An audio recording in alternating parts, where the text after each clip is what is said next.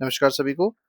तो देखिए यहाँ पर हम लोग एक नया चैप्टर लेके आए, उसके नोट्स डिस्कस करेंगे। पूरा चैप्टर यहाँ पर रिवाइज हो जाएगा आपका। Class 9th economics new social science book का है और चैप्टर है 8 जिसका नाम है building block in economics the problem of choice. ठीक है, तो पूरा चैप्टर अच्छे से रिवाइज हम लोग करेंगे, देखेंगे क्या क्या चीज़ें इस चैप्टर में कही गई हैं। तो पहले कुछ इंपॉर्टेंट क्वेश्चंस देख लेते हैं जो इसमें बताए गए हैं। जैसे पहला तो है what does economy deal with. तो इकोनॉमिक्स जो है उसमें हम लोग क्या चीज़ पढ़ेंगे ये देखेंगे। दूसरा क्या देखेंगे कि मेन क्वेश्चंस क्या होते हैं इकोनॉमिक्स में, मतलब किस किस चीज़ों के बारे में क्या क्या प्रॉब्लम्स होती हैं, और how do different economic systems address these question, और अलग अलग इकोनॉमिक सिस्टम किस तरीके से ये जो चैलेंजेस आते हैं, प्रॉब्लम्स आती हैं, कैसे उसको डील करते हैं। पहली प्रॉब्लम है चॉइस की प्रॉब्लम। अब चॉइस की प्रॉब्लम क्या होती है इसको देख लेते हैं। Every individual enterprise and government has to make economic choices. देखिए कोई भी इंडिविजुअल होगा, कोई भी इंटरप्राइज या कोई भी कंपनी होगी या गवर्नमेंट होगी, तो उसको कोई ना कोई इकोनॉमिक चॉइस बनानी पड़ती है। अब इकोनॉमिक चॉइस क्यों बनानी पड़ती है? क्योंकि ह्यूमन की जो वांट्स है वो कैसी है, अनलिमिटेड है, लेकिन रिसोर्स क्या है, लिमिटेड है। ठीक है, तो इकोनॉमिक चॉइस बनाने का मेन रीजन क्या होता है कि जो ह्यूमन की वांट्स होती है, नीड्स होती है, वो अनलिमिटेड है, वांट्स अनलिमिटेड है। ठीक है, लेकिन रिसोर्सेज जो हमारे पास हैं वो क्या है, लिमिटेड है। जैसे मान लीजिए इकोनॉमिक चॉइस में आपको एक एग्जांपल दे देते हैं, जैसे फ्री राशन है। तो फ्री राशन सबको नहीं मिलता है, केवल उन लोगों को मिलता है जो गरीब हैं। ठीक है, सबको नहीं दिया जाएगा फ्री राशन, ये बात याद रखिएगा। ठीक है, तो ये हो गया हमारा क्या, लिमिटेड रिसोर्सेज थे लेकिन अनलिमिटेड वांट्स थी, इस वजह से ये इकोनॉमिक चॉइसेस बनाई जाती हैं।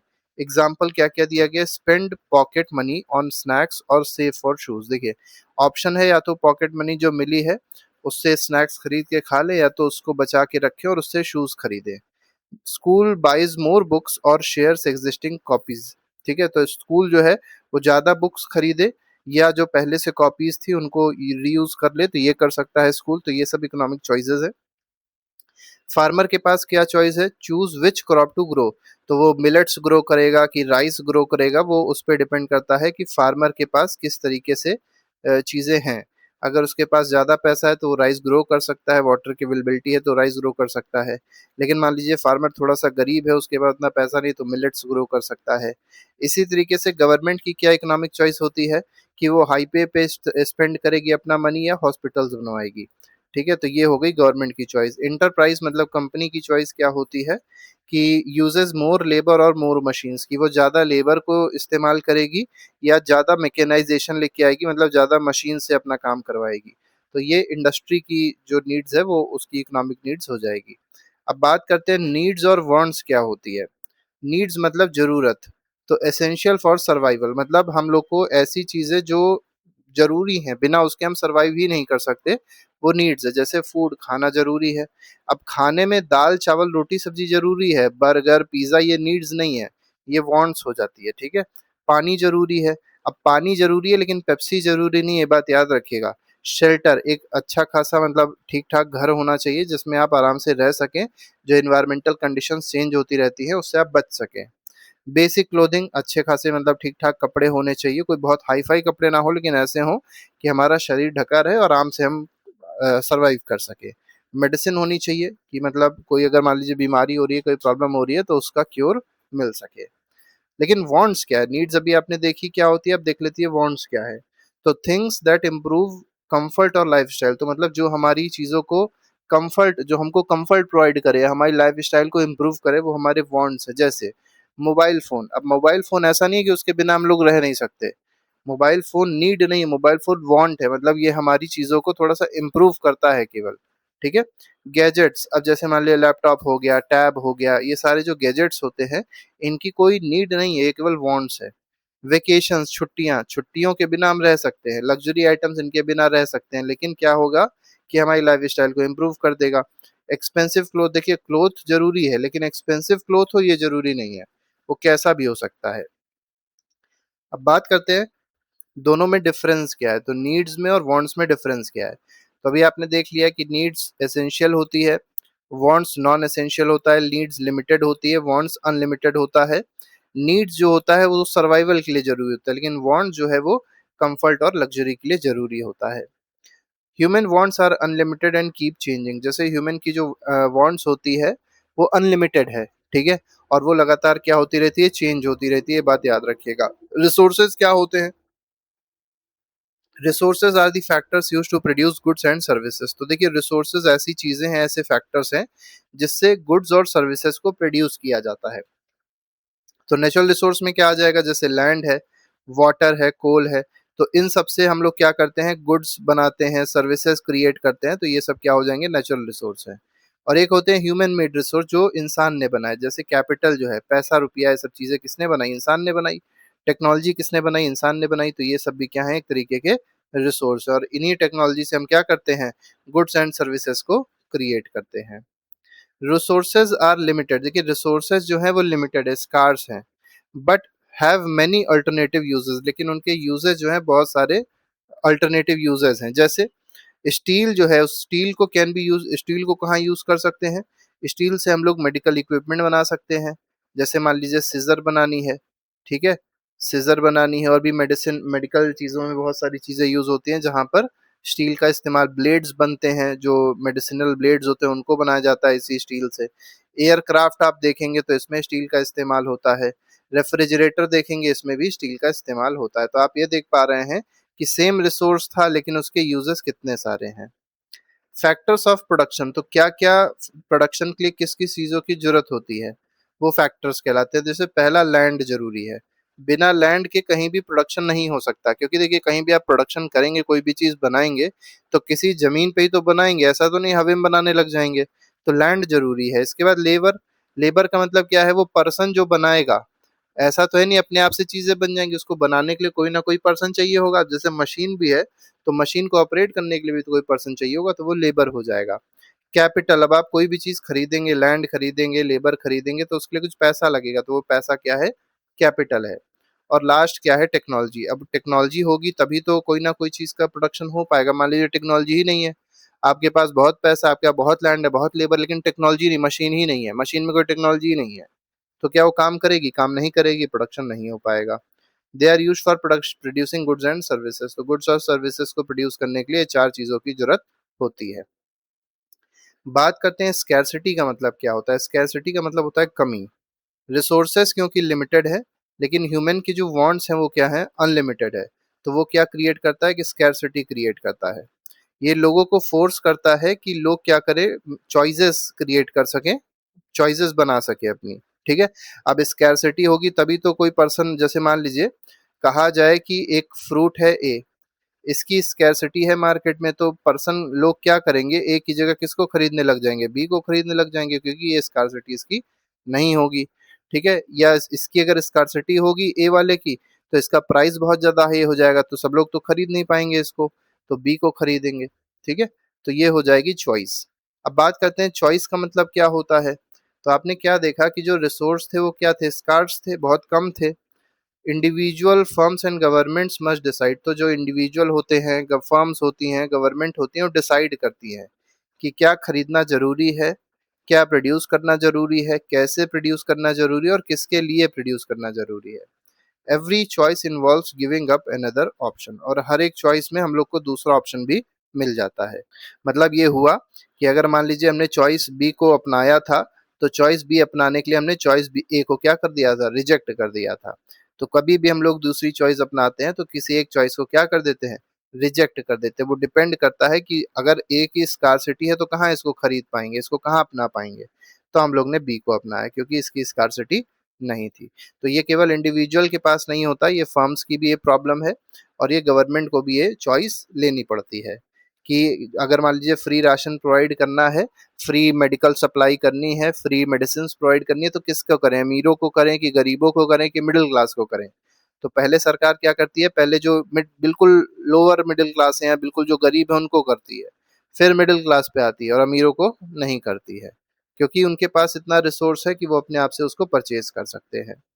बात करते हैं अपॉर्चुनिटी कॉस्ट की। अपॉर्चुनिटी कॉस्ट क्या होती है, it is the value of next best alternative that is given up when a choice is made. देखिए इसका मतलब क्या हुआ, जैसे मान लीजिए ए था और बी था, ठीक, आपने क्या देखा। तो देखिए बहुत सिंपल चीज है, जैसे ए और बी हमारे पास दो ऑप्शन थे। जैसे मान लीजिए दो नौकरियां हैं किसी के पास में, एक नौकरी का ऑफर मिला ए का और एक नौकरी है, जॉब है बी, ठीक है। जॉब ए में मान लीजिए उसको 30,000 सैलरी कही दी जाएगी, और जॉब बी में कहा गया उसको 40,000 सैलरी दी जाएगी। तो वो पर्सन क्या करेगा, ऑब्वियस सी बात है, वो 40,000 सैलरी, मान लिया सारी कंडीशन सेम है बाकी, तो क्या करेगा 40,000 वाली सैलरी जो जॉब है उसको अडॉप्ट कर लेगा और इसको सेक्रीफाइस कर देगा, इसको छोड़ देगा। तो अपॉर्चुनिटी कॉस्ट उसकी क्या हुई, जो चीज़ उसने छोड़ी है उसके साथ जो भी बेनिफिट्स, जो भी कॉस्ट एसोसिएटेड थे, जो भी उसके साथ चीज़ें एसोसिएटेड थी, वो क्या कहलाता है, अपॉर्चुनिटी कॉस्ट कहलाता है। जैसे एग्जांपल क्या दिया गया, choosing snacks instead of saving for shoes. इसका मतलब क्या, उसने स्नैक्स खरीद लिए और जो सेविंग और शूज के लिए बचा रहा था, शूज उसने नहीं खरीदे, उस सेविंग से उसने स्नैक्स खरीद लिए, तो उसका अपॉर्चुनिटी कॉस्ट क्या है, शूज, जो उसने शूज नहीं खरीदे वो उसकी अपॉर्चुनिटी कॉस्ट है। ऐसे ही फार्मर जो है उसने बार्ले ग्रो किया, वीट को ग्रो नहीं किया, तो जो नहीं किया वो उसकी अपॉर्चुनिटी कॉस्ट हो जाएगी, तो वीट नॉट प्रोड्यूस ये हमारा अपॉर्चुनिटी कॉस्ट हो जाएगा। गवर्नमेंट ने क्या किया, हाईवे पे स्पेंडिंग करी, हॉस्पिटल नहीं बनाए। ठीक है, अब जब हॉस्पिटल नहीं बनाए तो हॉस्पिटल क्या हो जाएगी, अपॉर्चुनिटी कॉस्ट हो जाएगी। अब बात करते हैं प्रोडक्शन पॉसिबिलिटी कर्व, ये पीपीसी क्या होता है।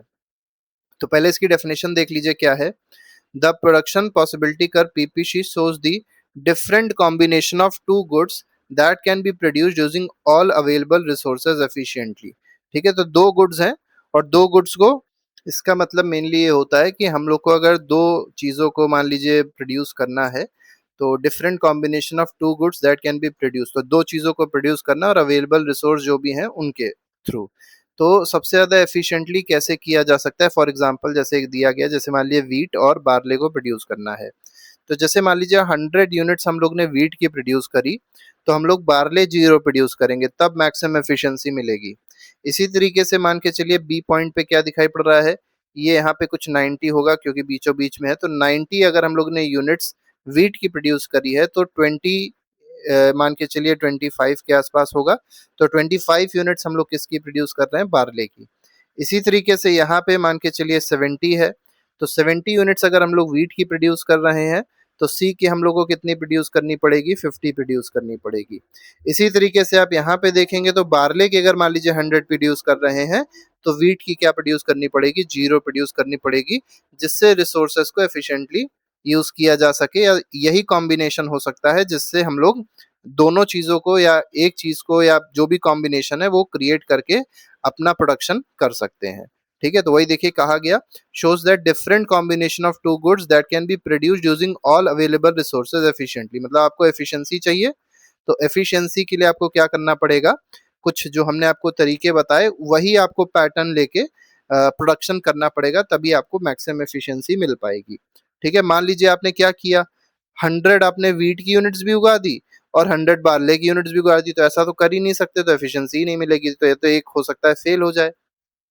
ठीक है, इसके फीचर्स क्या दिए गए हैं, डाउनवर्ड स्लोपिंग कर्व, तो आप देख सकते हैं डाउनवर्ड स्लोप इसमें हो रहा है, तो डाउनवर्ड स्लोपिंग कर्व है इसमें।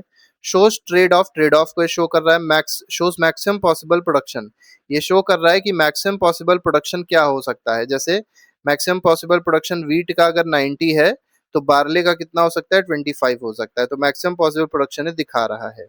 Assumes efficient use of resources, ये पहली बात इसमें एजम्पशन एक माना गया है कि जो यूज ऑफ रिसोर्सेज हो रहा है सबसे एफिशिएंटली हो रहा है, तभी हमारा प्रोडक्शन इस तरीके का हो रहा है। और ये अपॉर्चुनिटी कॉस्ट को भी मेनली डिमॉन्स्ट्रेट करता है। जैसे मान लीजिए हमने 90 यूनिट्स क्या प्रोड्यूस करे, वीट के प्रोड्यूस करे, ठीक है, और हमने क्या प्रोड्यूस किया, 90 जब इसको प्रोड्यूस कर रहे थे तो 25 हमारा क्या प्रोड्यूस हो रहा था, बार्ले प्रोड्यूस हो रहा था। तो इसमें अपॉर्चुनिटी कॉस्ट देखी जाएगी तो 90 वीट आया, इसका मतलब वीट कितना नहीं प्रोड्यूस किया, 10। बार्ले कितना है, 75 आया, तो बार्ले कितना नहीं प्रोड्यूस किया, 75, तो ये दोनों क्या हो जाएंगे, अपॉर्चुनिटी कॉस्ट हो जाएगी। तो फार्मर का एग्जांपल दिया गया, वही देखिए कॉम्बिनेशन था, उसी कॉम्बिनेशन को हमने सीधे आपको ग्राफ में ही बता दिया। एज बार्ले प्रोडक्शन इंक्रीजेस, क्या दिखाई पड़ रहा है कि जैसे जैसे बार्ले का प्रोडक्शन इंक्रीज हो रहा है, वीट का प्रोडक्शन क्या हो रहा है, डिक्रीज हो रहा है। This sacrifice is the opportunity cost, तो इसी सेक्रीफाइस को क्या कहेंगे, अपॉर्चुनिटी कॉस्ट कहा जाएगा। अब आते हैं इकोनॉमी क्या होती है। Economy is the system of, economy में हम लोग कुछ बातों को डिस्कस करेंगे, मतलब इसमें कुछ सिस्टम होता है मेनली, इसमें प्रोडक्शन के बारे में डिस्कशन होगा, डिस्ट्रीब्यूशन, ट्रेड और कंजम्पशन। ठीक है, तो मेनली चार बातों के बारे में डिस्कस होता है इकोनॉमी में, कि चीजें प्रोड्यूस कैसे करी गई, चीजों को डिस्ट्रीब्यूट कैसे किया गया प्रोड्यूस करने के बाद, उसका ट्रेड कैसे हुआ और वो कंज्यूम कैसे करी गई लोगों के द्वारा, उसका पैटर्न क्या था। ठीक है, चाहे वो गुड्स हो चाहे वो सर्विसेज हो या तो कंट्री के विद इन हो या कंट्री से बाहर हो। तो कोई भी चीज प्रोड्यूस हो रही थी तो कैसे प्रोड्यूस हो रही थी, प्रोड्यूस होके कैसे डिस्ट्रीब्यूट हो रही थी, कैसे उसका इंपोर्ट एक्सपोर्ट हो रहा था और कैसे लोग उसको कंज्यूम कर रहे थे। तो ये सारी चीजें हम लोग किसमें डिस्कस करते हैं, इकोनॉमी में डिस्कस करते हैं। अब ये कंट्री के अंदर भी हो सकता है और कंट्री के बाहर भी हो सकता है। इकोनॉमिक एंटाइटीज क्या क्या होती हैं, तो इकोनॉमी में कुछ इंपॉर्टेंट हम लोग को चीज़ों को देख के चलना होगा, जैसे कंज्यूमर को जो प्रोडक्ट को कंज्यूम कर रहा होगा, प्रोड्यूसर जो प्रोड्यूस कर रहा होगा, एंटरप्राइज वो कंपनी हो सकती है, फैक्ट्री हो सकती है, इंडस्ट्री हो सकती है, गवर्नमेंट का भी रोल होता है, फाइनेंशियल इंस्टीट्यूशन जैसे बैंक हो गए वो किस तरीके से इकोनॉमिक एक्टिविटीज को बढ़ावा देते हैं, वो सारी चीजें हम लोग देखेंगे। मार्केट क्या होता है, market is a place where buying and selling of goods and services take place. तो मार्केट क्या होता है, जहां पर चीजों को, चाहे वो गुड्स हो चाहे सर्विसेज हो, उसको खरीदा और बेचा जाता है, उसको मार्केट कहते हैं। मार्केट दो तरीके की हो सकती है, फिजिकल मार्केट, जैसे मान लीजिए आप सब्जी लेने आते हैं तो मंडी में जाते होंगे, तो मंडी जो है वो एक तरीके की फिजिकल मार्केट है। और ऑनलाइन मार्केट भी होती है, जैसे फ्लिपकार्ट हो गया, जोमेटो और जेप्टो हो गया, तो ये सब क्या हो जाएगा, ऑनलाइन मार्केट आजकल बहुत ज्यादा चल रही है। इकोनॉमिक्स का मतलब क्या होता है, world economics come from the Greek word oikonomia, बहुत इंपॉर्टेंट है, याद रखिएगा। इकोनॉमिक्स जो है इकोनोमिया से आया है, ओ साइलेंट है इसमें, इकोनोमिया बोलते हैं इसको। इसमें इकोस का मतलब क्या होता है, हाउस होल्ड, ठीक है, और नेमीन का मतलब क्या होता है, मैनेजमेंट। तो ये दो टर्म है जिससे इकोनॉमिक्स बना है, ये दो टर्म याद रखिएगा, एमसीक्यू में पूछा जा सकता है। Therefore economics means household management, तो इकोनॉमिक्स का मतलब क्या होता है, हाउस होल्ड का मैनेजमेंट। तो economics is the study of how individuals, enterprises and government use limited resource to satisfy unlimited wants. तो आपको पता चला हमारे पास लिमिटेड रिसोर्सेज हैं, लेकिन वांट्स कैसी हैं, अनलिमिटेड वांट्स हैं। तो इसको सेटिस्फाई करना ही करना है, हर एक पर्सन की सारी नीड्स को फुलफिल करना है। तो कैसे वो नीड्स को फुलफिल किया जाएगा, यही इकोनॉमिक्स में हम लोग को बताया जाता है। तो वो इंडिविजुअल फुलफिल करेगा, कंपनी फुलफिल करेगी, गवर्नमेंट भी फुलफिल करेगी, कैसे फुलफिल करने की तरफ वो बढ़ सकती है, तो इसी को इकोनॉमिक्स में हम लोग पढ़ते हैं। तो इसमें हम लोग क्या क्या पढ़ेंगे, प्रोडक्शन कैसे होगा, डिस्ट्रीब्यूशन कैसे होगा, कंजम्पशन का पैटर्न क्या होगा, प्राइस कैसे डिफाइन करी जाएगी किसी भी चीज़ों की, एम्प्लॉयमेंट क्या होता है, इनकम, कोई भी चीज़ बेचते हैं तो इनकम होती है, वेल्थ क्या है, ट्रेड क्या है, गवर्नमेंट की पॉलिसीज होती हैं। तो ये सारी चीज़ें हम लोग को इकोनॉमिक्स में पढ़नी होती है। Importance of data in economics, तो डेटा का क्या इंपॉर्टेंस होता है इकोनॉमिक्स में, ये हम लोग को समझना है। Good decisions depend upon the data and analysis, not guess work. अब जैसे मान लीजिए कोई एक क्षेत्र था, कोई एक जगह थी, मान के चलिए यूपी। अब यूपी में जो लोग हैं, मान के चलिए उनको राइस बहुत पसंद है खाना, लेकिन यहाँ के जो किसान थे उन्होंने क्या किया, राइस को उगाना बंद कर दिया। तो क्या होगा, ये कोई अच्छी चीज तो है नहीं, क्योंकि डिमांड किस चीज की थी, राइस की, और सप्लाई जीरो हो गई, तो राइस का प्राइस क्या हो जाएगा, बहुत तेजी से बढ़ जाएगा। तो ये डेटा है, राइस का डिमांड क्या है, डेटा है। तो इसका इस्तेमाल करके लोग, किसान क्या कर सकते हैं, राइस को ज्यादा से ज्यादा उगाएंगे, तो क्या होगा, उनकी राइस आसानी से बिक जाएगी तुरंत। मान लीजिए उन लोगों ने मिलेट्स उगाया, ठीक, और मिलेट्स को खरीदने वाला ही कोई नहीं मिल रहा है, और एक्सपोर्ट करेंगे, एक्सपोर्ट कहाँ करेंगे, कर ही नहीं पाएंगे, इतना पैसा नहीं उनके पास में, तो मिलेट्स उनका क्या हो जाएगा, नष्ट हो जाएगा, खराब हो जाएगा। तो डेटा का यही इंपॉर्टेंस होता है इकोनॉमिक्स में। इकोनॉमिस्ट जो होते हैं वो क्या करते हैं, गवर्नमेंट की रिपोर्ट्स को पढ़ते हैं, इकोनॉमिक सर्वेस को पढ़ते हैं, सब सरकार रिलीज करती है, कंपनी के फाइनेंशियल स्टेटमेंट्स को पढ़ते हैं, और मार्केट ट्रेंड्स को देखते हैं कि मार्केट में डिमांड किस चीज़ की है, सप्लाई किस चीज़ की है, वो सारी चीज़ें यही इकोनॉमिस्ट देखा करते हैं। डेटा का मतलब क्या होता है, facts and stats collected for analysis. तो एनालिसिस के लिए कुछ फैक्ट्स और कुछ स्टैट्स को कलेक्ट किया जाता है, स्टैटिस्टिक्स को, उसी को डेटा कहा जाता है। सर्वे क्या होता है, सर्वे is a systematic method of collecting and analysing information. तो हम लोग, जैसे आपने देखा होगा, सर्वे होता है कि जैसे मान लीजिए हमारे पास 3 पेंसिल हैं, कंपनी ए की, कंपनी बी की और कंपनी सी की, ठीक है। आपके पास एक फॉर्म आया, ऑनलाइन फॉर्म आया कुछ बच्चों के पास में जो पेंसिल यूज करते थे, और उनसे पूछा गया ए बी सी में आप कौन सी पेंसिल यूज करते हैं, उस पर टिक लगाइए।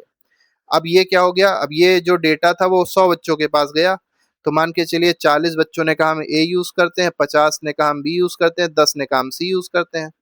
तो जो डेटा एनालिस्ट है, मतलब जो इकोनॉमिस्ट होगा, वो क्या कर रहा होगा, इस डेटा को चेक करेगा, इसी को कहेंगे क्या, इसी को सर्वे कहेंगे। तो उसको दिखाई पड़ेगा बी और ए की डिमांड अच्छी है लेकिन सी की डिमांड अच्छी नहीं है। तो सी में या तो इम्प्रूवमेंट करेगा या तो सी का वो प्रोडक्शन ही बंद कर देगा। ठीक है, तो वो सारी चीजें सर्वे से हम लोग को पता चलती हैं। इकोनॉमिस्ट का स्कोप क्या क्या होता है, वो क्या क्या करता है? तो इकोनॉमिस्ट वर्क इन, तो कहाँ कहाँ काम करता है? तो पहला तो काम होता है पॉलिसी मेकिंग का काम ये करता है। सरकार में जब इकोनॉमिस्ट होता है तो वो टैक्सेशन बताता है, किस पे कितना टैक्स होना चाहिए, कैसे टैक्स लेना चाहिए।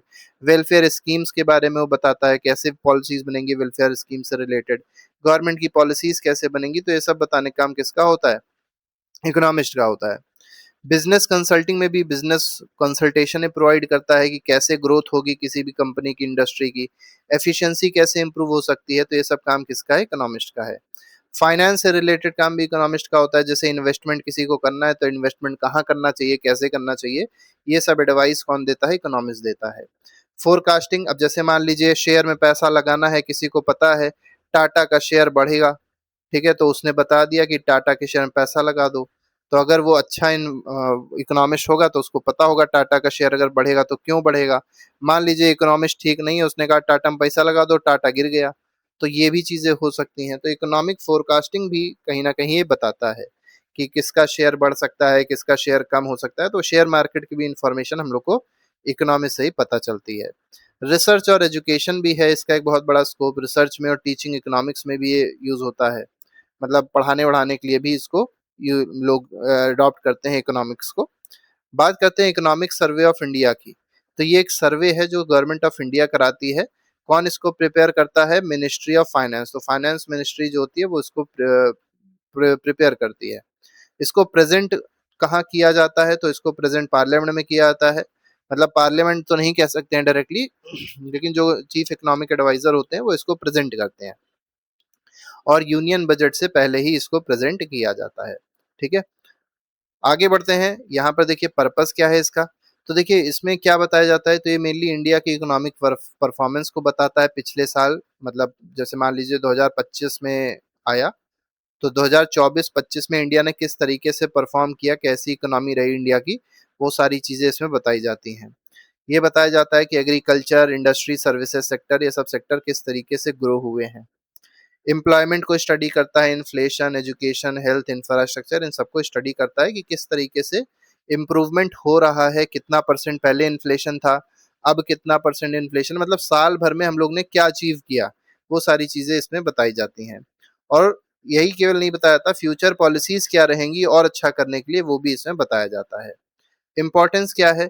ये मेनली पॉलिसी मेकर को हेल्प करता है। ठीक है, दूसरा क्या है? Help citizen understand the economy. तो मतलब जो सिटीजन है उनको भी समझने में हेल्प करता है कि इंडिया की इकोनॉमी किस तरीके से ग्रो हो रही है। Acts as blueprint for union budget. तो यूनियन बजट जो है उसके लिए ब्लूप्रिंट का काम करता है, क्योंकि बजट में वो पॉलिसीज आती हैं जो अब सरकार अडॉप्ट करेगी। तो पॉलिसीज कैसे अडॉप्ट करेगी? जब उसको पता होगा कि कहाँ पे हम फेल हुए हैं या क्या चीज हमारी इंप्रूव नहीं हुई है, तो उस पर पैसा ज्यादा खर्च करेगी। की क्वेश्चंस इन इकोनॉमिक्स, तो तीन बेसिक क्वेश्चंस आप देखेंगे इकोनॉमिक्स में कि व्हाट टू प्रोड्यूस, क्या प्रोड्यूस करना चाहिए। तो डिसाइड, इसमें क्या किया जाता है कि कौन से गुड्स प्रोड्यूस करने हैं, कैसी सर्विसेज होनी चाहिए। जैसे आजकल देखेंगे ऑनलाइन सर्विसेज बहुत ज़्यादा चल रही हैं, क्यों? क्योंकि डिमांड है। ठीक है, तो डिमांड जिसकी होगी वही चीज़ प्रोड्यूस करी जाएगी, चाहे वो सर्विस हो चाहे वो गुड्स हो। और कितना प्रोड्यूस करना चाहिए, ये बहुत इंपॉर्टेंट है। एग्जाम्पल, जैसे एग्जाम्पल क्या है कि शुगर, किसानों के पास एग्जाम्पल है कि उनको ग्रो करना है, क्या ग्रो करना है, तो वो डिसाइड करेंगे या तो शुगर केन ग्रो करें या तो मिलेट्स ग्रो करें। अब कैसे डिसाइड कर पाएंगे? तो पहली चीज वो एमएसपी देखेंगे कि शुगर केन पे सरकार कितना पैसा दे रही है पर कुंटल, और मिलेट्स पे कितना पैसा दे रही है। फिर देखेंगे इनपुट कितना लग रहा है। फिर अपनी और भी कंडीशंस देखेंगे कि सॉइल कैसा है, एटमॉस्फेयर कैसा है, मतलब क्लाइमेट कैसा रहता है, क्या उसके लिए सूटेबल है कि नहीं है। तो ये सारी चीजें देख के जो किसान होता है वो उसको उगाता है। ट्रेड ऑफ, ठीक है, ट्रेड ऑफ में क्या है? शुगर केन जो है हायर प्रॉफिट देगा, लेकिन मिलेट्स क्या देंगे? वो पानी को बचाएंगे और साथ ही साथ सॉइल को भी इम्प्रूव करेंगे। तो ये कुछ चीजें हैं जो किसान देख सकता है, और इनको देख के अपना जो भी चीजें उगानी है वो उगा सकता है। हाउ टू प्रोड्यूस, कैसे प्रोड्यूस करना है। मेथड ऑफ प्रोडक्शन क्या होगा? जैसे दो मेथड हो सकते हैं किसी भी चीज को प्रोड्यूस करने के लिए। पहला, ज्यादा लेबर यूज कर लिए जाए, लेबर इंटेंसिव, जैसे वर्कर बहुत ज्यादा यूज कर दिए गए लेकिन मशीनरी हम लोग ने कम लगाई। जैसे एग्रीकल्चर है, हैंडीक्राफ्ट इंडस्ट्रीज है, इसमें क्या है, ज्यादातर लेबर सेक्टर ही आप देखेंगे यहाँ पर मशीनों का इस्तेमाल बहुत ही कम होता है। ठीक है। दूसरा क्या है, कैपिटल इंटेंसिव। कैपिटल इंटेंसिव का मतलब यह है कि इसमें बहुत ज्यादा मशीन यूज करी जाएगी, लेबर का इस्तेमाल इसमें कम होगा। ठीक है, तो मशीन्स यहाँ पर ज्यादा होती हैं, लेबर का इस्तेमाल इसमें कम होता है। जैसे स्टील इंडस्ट्री है तो वहां पे बड़ी बड़ी मशीनें लगी होंगी, लेबर बहुत कम होंगे। ऑटोमोबाइल मैन्युफैक्चरिंग है तो वहां सब ऑटोमेटेड हो रहा है काम, वहां सब रोबोटिक्स से काम हो रहा है। ठीक है, वहां पे लोगों का काम जो है बहुत ही कम कर दिया गया है, तो ये क्या हो जाएगा, कैपिटल इंटेंसिव है। डिसीजन किस पे डिपेंड करता है, कॉस्ट ऑफ लेबर पे। अब जैसे कॉस्ट ऑफ लेबर बहुत ज्यादा अगर आ रहा है तो जो बड़ी बड़ी फैक्ट्रीज हैं क्या करती हैं, लेबर की कॉस्ट को कम कर देती हैं, मशीन्स को अडॉप्ट कर लेती हैं। मशीनरी की कॉस्ट क्या, मान लीजिए एग्रीकल्चर करना है, मशीनरी आ रही है 1 करोड़ रुपए की, तो कौन एग्रीकल्चर करेगा, नहीं करेगा, तो मशीनरी इसलिए यूज नहीं होगी। लोग कहेंगे चलो ठीक है, लेबर का इस्तेमाल ही करते हैं। टेक्नोलॉजी बहुत इंपॉर्टेंट होती है कि टेक्नोलॉजी है कि नहीं है। नेचर ऑफ प्रोडक्ट, क्या प्रोडक्ट बनाना है, मतलब ऐसा प्रोडक्ट बनाना है जिसके लिए बहुत ज़्यादा बारीकी चाहिए, बहुत ज़्यादा वो सेंसिटिव होना चाहिए, बहुत ज़्यादा वो, मतलब ऐसे समझ सकते हैं कि बहुत बारीक होना चाहिए, तो उसके लिए आर्टिफिशियल इंटेलिजेंस का इस्तेमाल कर सकते हैं, रोबोटिक्स का इस्तेमाल कर सकते हैं। लेकिन एग्रीकल्चर में ऐसी कोई बारीकी तो खास चाहिए नहीं होती है, तो वहाँ पे इसीलिए ह्यूमन का इस्तेमाल होता है। गवर्नमेंट पॉलिसीज कैसी हैं, जैसे मान लीजिए गवर्नमेंट जो है वो सपोर्ट कर रही है लेबर इंटेंसिव फैक्ट्रीज को, तो लेबर इंटेंसिव फैक्ट्रीज ज्यादा बढ़ेंगी। लेकिन अगर गवर्नमेंट थोड़ी सी ऐसा देख रही है कि प्रोडक्शन ज्यादा होना चाहिए, तो कैपिटल को सपोर्ट करेगी, कैपिटल इंटेंसिव को। ठीक है, तो वो किसको सपोर्ट कर रही हैं, इंडस्ट्रीज उसी प्रकार से बनती हैं। फॉर हुम टू प्रोड्यूस, किसके लिए प्रोड्यूस करना है। जैसे अब ये डिसाइड क्या क्या होगा इसमें, कि वो जो गुड्स बन रहे हैं उसको कंज्यूम कौन करेगा, यूज कौन करेगा। किस पे डिपेंड करता है, इनकम पे डिपेंड करता है, नीड्स पे डिपेंड करता है, परचेजिंग पावर पे डिपेंड करता है। अब जैसे मान लीजिए आप देखेंगे लेज, इंडिया में जो लेज है वो 20 रुपए का भी आता है, 50 का भी आता होगा, 5 रुपए का भी आता है। तो जो गरीब आदमी है वो हो सकता है 50 रुपए वाला ना खरीद पाए अपने बच्चे के लिए, लेकिन 5 रुपए वाला जरूर खरीद लेगा। तो ये क्या है, इनकम के हिसाब से उसने, लेज कंपनी ने, पेप्सिको कंपनी ने क्या किया, अपनी चीजों को बदल दिया। तो नीड्स भी कह सकते हैं, नीड्स के हिसाब से बदल दिया। परचेजिंग पावर मतलब कितनी कैपेसिटी, अब उस पर्सन के पास 50 रुपए खरीदने की कैपेसिटी नहीं है, तो उसका सामान ही नहीं बिचेगा बिकेगा, तो उसने क्या किया, 5 रुपए का लेस बना दिया। ठीक है, तो ये परचेजिंग पावर के हिसाब से हो गया। लाइफ स्टाइल, अब जैसे कार में अगर आप देखें तो इंडिया में कार BMW भी चलती है, मर्सिडीज भी चलती है, और थोड़े दिन पहले आप देखते थे तो नैनो भी चलती थी। आज अगर आप देखेंगे तो ऑल्टो भी चलती है, टाटा की, मतलब मारुति सुजुकी की भी गाड़ियां चलती हैं सस्ती वाली। तो मतलब वो डिपेंड कर रहा है कि लाइफ स्टाइल क्या है, पैसा कितना है, नीड क्या है पर्सन की, परचेजिंग पावर क्या है, डिमांड क्या है। तो इन सब पे ये सब चीजों को देख के डिसाइड होता है कि किसके लिए प्रोड्यूस किया जा रहा है कोई भी चीज। ठीक है, एग्जाम्पल शूज है। अब स्कूल शूज जो है वो किसके लिए बनाए जा रहे हैं, स्टूडेंट्स के लिए, तो उसी तरीके से बनाए जाएंगे। ऑफिस शूज किसके लिए बनाए जा रहे हैं, प्रोफेशनल्स के लिए। स्पोर्ट शूज किसके लिए बनाए जा रहे हैं, एथलीट्स के लिए। कैजुअल शूज किसके लिए बनाए जा रहे हैं, जनरल पब्लिक के लिए। तो अलग अलग तरीके के शूज हैं और अलग अलग पर्सन के लिए बन रहे हैं। ठीक है। इकोनॉमिक सिस्टम क्या होता है, तो डेफिनेशन अगर देखें इकोनॉमिक सिस्टम की, it is the method by which country decides. अब कंट्री क्या डिसाइड करती है, प्रोडक्शन, डिस्ट्रीब्यूशन, कंजम्पशन और एलोकेशन ऑफ रिसोर्स। तो एक इकोनॉमिक सिस्टम एक ऐसा मेथड होता है जिससे कंट्रीज डिसाइड करती है कि प्रोडक्शन कितना होगा, कैसे डिस्ट्रीब्यूशन होगा, किस तरीके से कंजम्पशन होगा और किस तरीके से रिसोर्स का एलोकेशन होगा। 3 तरीके के इकोनॉमिक सिस्टम हमको देखने को मिलते हैं, ये इंपॉर्टेंट है, 3 टाइप के होंगे ये।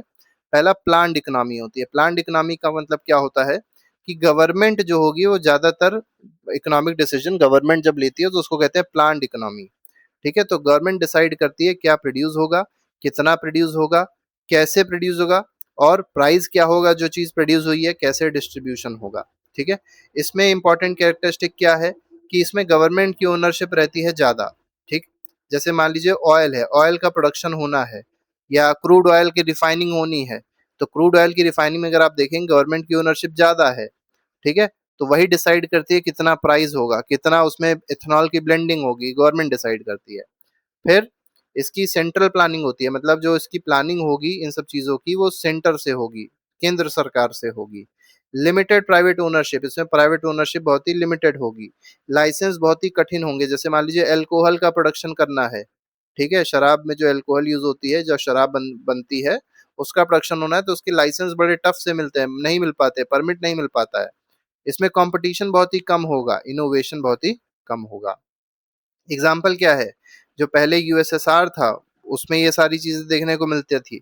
इंडिया भी अगर देखा जाए 1992 से पहले कुछ इसी तरीके का ही था। नॉर्थ कोरिया आज भी वैसे ही है, क्यूबा भी वैसे ही है। ठीक है, इसके बाद आते हैं मार्केट इकोनॉमी। मार्केट इकोनॉमी क्या होती है? Economic system where market forces demand and supply determine production and prices. देखिए, मार्केट इकोनॉमी एक इस तरीके की इकोनॉमी होती है जहाँ पे डिमांड और सप्लाई डिसाइड करेगी कि क्या प्रोड्यूस करना है, कैसे प्रोड्यूस करना है, उसका प्राइस क्या होगा। ठीक है, यहाँ पर कैरेक्टरिस्टिक क्या है, उसी का उल्टा। यहाँ प्राइवेट ओनरशिप ज्यादा देखने को मिलेगी, कंपटीशन ज्यादा होगा। अब जैसे मान लीजिए पेप्सी बननी है, मतलब कोल्ड ड्रिंक बननी है, कोल्ड ड्रिंक बनाने के लिए आपको पता है कई सारी कंपनीज इंडिया में है। ठीक है, तो वो किस पे डिपेंड कर रहा है? जैसे मान लीजिए ग्रोथ हो रही है, जो ऑरेंज फ्लेवर की ग्रोथ बढ़ गई, मतलब इसकी डिमांड ज्यादा हो गई, तो हर कंपनी क्या करेगी? ऑरेंज फ्लेवर वाले चीजों को ज्यादा प्रोड्यूस करने लग जाएगी। ठीक है, तो कंपटीशन इसमें ज्यादा होता है क्योंकि बहुत सारी कंपनीज होंगी। इनोवेशन ज्यादा होगा, कोई 10 रुपए का बेचेगा तो कोई वही चीज नई टेक्नोलॉजी यूज करके हो सकता है 8 रुपए में ही बेच दे, कम पैसे में उसको बना रहा हो। क्वालिटी यहाँ पर जिसकी ज्यादा अच्छी होगी वो ज्यादा बिकेगा। प्राइजेस यहाँ पर लोअर होंगे, जब कंपटीशन होता है तो प्राइस भी लोअर हो जाती है। गवर्नमेंट का इंटरफेरेंस इसमें कम होता है। गवर्नमेंट का रोल मेनली क्या होता है इसमें? लॉ एंड ऑर्डर को मेंटेन करता है, सेफ्टी को मेंटेन करता है। मतलब जैसे मान लीजिए किसी एक्स कंपनी ने किसी चीज को बनाया 10 रुपए का, वाई कंपनी ने वही चीज बना दी 5 रुपए की, लेकिन जब दोनों की टेस्टिंग करी गई तो ये फेल हो गया। पता चला इसमें बहुत ज्यादा मरकरी का कंटेंट डाल दिया गया था, या मान के चलिए आयरन का कंटेंट बहुत ज्यादा डाल दिया गया था जो हमारे सेहत को नुकसान कर सकता है। तो सरकार क्या करेगी? इस प्रोडक्ट को बैन कर देगी। गवर्नमेंट इंफ्रास्ट्रक्चर भी प्रोवाइड करती है प्रोड्यूस करने के लिए गुड्स को। एग्जाम्पल क्या है? यूएस हो गया, जापान हो गया, हांगकांग हो गया, इन सब में मार्केट ड्राइवन इकोनॉमी चलती है। इंडिया में अगर देखा जाए तो इंडिया में मिक्स्ड इकोनॉमी है। मिक्स्ड इकोनॉमी का मतलब क्या होता है? System combining features of plant and market economy. यहाँ पे प्लांट इकोनॉमी भी है और मार्केट इकोनॉमी दोनों ही चलती है। तो मतलब गवर्नमेंट प्लस प्राइवेट सेक्टर दोनों के दोनों पार्टिसिपेट करते हैं। गवर्नमेंट क्या करती है? बिजनेस को रेगुलेट करती है, और कंपटीशन भी एग्जिस्ट करता है। पब्लिक और प्राइवेट सेक्टर दोनों ही एग्जिस्ट करते हैं। जैसे अगर आप रिफाइनरी ही देखेंगे या पेट्रोलियम अगर आप देखेंगे तो रिफाइनरी में टाटा के पास भी रिफाइनरी है, रिलायंस की भी रिफाइनरी है। ठीक है, अब टाटा की शायद नहीं है, जामनगर में वैसे रिलायंस की है वो। ठीक है, तो रिलायंस की है और सरकार की भी है। ठीक है, तो गवर्नमेंट की भी रिफाइनरी है और प्राइवेट भी रिफाइनरी है। तो ऐसे ऐसे बहुत सारे आप सेक्टर देखेंगे जहां पर प्राइवेट और पब्लिक दोनों एक साथ में एग्जिस्ट कर रहे हैं, को एग्जिस्ट कर रहे हैं। गवर्नमेंट का फंक्शन क्या होता है? कंज्यूमर को प्रोटेक्ट करना, कंज्यूमर की राइट्स को प्रोटेक्ट करें। फेयर कंपटीशन होना चाहिए। अब जैसे मान लीजिए एक एग्जांपल दे सकते हैं, जैसे मान लीजिए क्या है, मोबाइल का रिचार्ज है। अब जो एक कंपनी थी एक्स, उसने कहा हम मोबाइल का रिचार्ज फ्री कर देते हैं। ठीक, और जो कंपनी थी वाई, इसने कहा हम फ्री तो नहीं कर पाएंगे, हम 100 रुपए चार्ज करेंगे हर महीने। तो कंपनी वाई के पास कोई जाएगा? नहीं जाएगा। अब कंपनी वाई थोड़े दिनों में जब उसको कस्टमर्स ही नहीं मिलेंगे, वो कंपनी वाई बंद हो जाएगी। अब जब एक्स ने देखा कंपनी वाई बंद हो गई, तो एक्स ने क्या किया? इस फ्री वाले सिस्टम को ही खत्म कर दिया और कह दिया हमारा रिचार्ज 300 रुपए का होगा।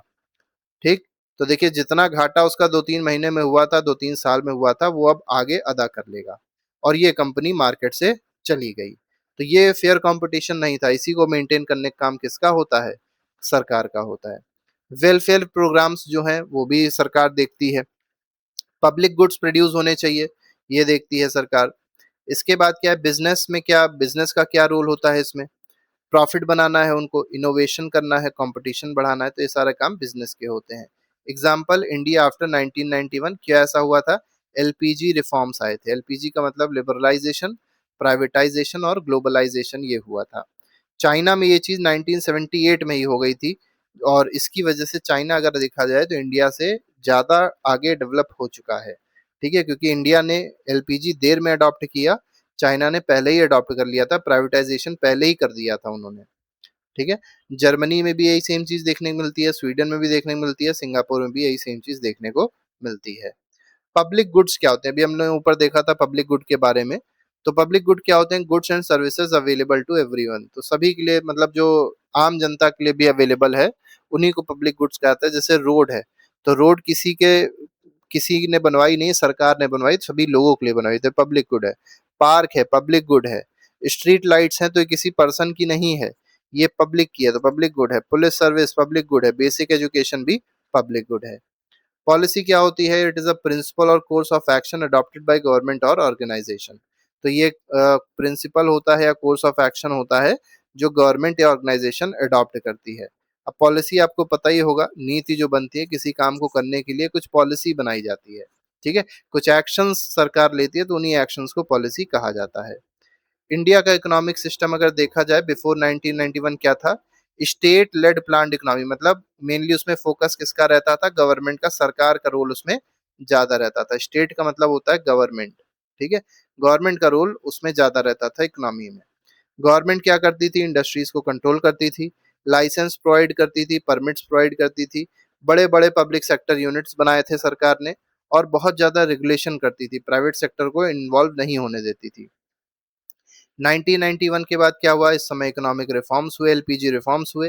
रिफॉर्म्स में क्या देखा गया कि गवर्नमेंट का जो कंट्रोल था वो कम हो गया, प्राइवेट सेक्टर को इनकरेज किया गया कि वो अपना इन्वेस्टमेंट लेके आए, इकोनॉमी को ओपन कर दिया गया, ग्लोबल ट्रेड मतलब फॉरेन कंपनीज भी आने लग गई, फॉरेन डायरेक्ट इन्वेस्टमेंट आने लग गया, जिससे कंपटीशन बढ़ा, इनोवेशन बढ़ा, ठीक है, जो कंज्यूमर्स थे उनको प्रॉफिट होने लग गया, ठीक है, उनको चॉइसेस ज्यादा मिलने लग गई, कंपटीशन बढ़ा, इससे लिबरलाइजेशन और मार्केट ओरिएंटेशन इकोनॉमी हमारी हो गई। इसीलिए अगर देखते हैं इंडिया आज कैसी इकोनॉमी है, मिक्स्ड इकोनॉमी में आता है। तो इकोनॉमिक्स आप समझ गए हैं, डेफिनेशन क्या है इसकी, एग्जाम के लिए इंपॉर्टेंट है सब। तो study of how limited resources are used to satisfy unlimited wants. Scarcity मतलब होता है limited resources compare to unlimited wants. Opportunity cost आपको बता ही दिया है। Value of next best alternative given up. PPC production possibility curve आपको बताया था हमने। मार्केट क्या होता है? जहां पे गुड्स और सर्विसेज को बेचा और खरीदा जाता है। इकोनॉमी क्या होती है? प्रोडक्शन, डिस्ट्रीब्यूशन, ट्रेड और कंजम्पशन। तो ये एक सिस्टम है प्रोडक्शन का, कंजम्पशन का, डिस्ट्रीब्यूशन, ट्रेड, इन सब का। इकोनॉमिक सिस्टम बता ही दिया था आपको। प्लान्ड इकोनॉमी क्या होती है? गवर्नमेंट कंट्रोल करती है। मार्केट इकोनॉमी क्या होती है? मार्केट फोर्सेस जो डिमांड और सप्लाई है वो कंट्रोल करता है प्रोडक्शन और प्राइस को। मिक्स्ड इकोनॉमी क्या होती है? जहां पर गवर्नमेंट और प्राइवेट दोनों का ही इन्वॉल्वमेंट होता है, उसको मिक्स्ड इकोनॉमी कहते हैं। पब्लिक गुड्स ऐसे गुड्स जो सभी के लिए इंक्लूड अवेलेबल होते हैं, जैसे रोड हो गया, स्ट्रीट लाइट बताया भी हमने आपको।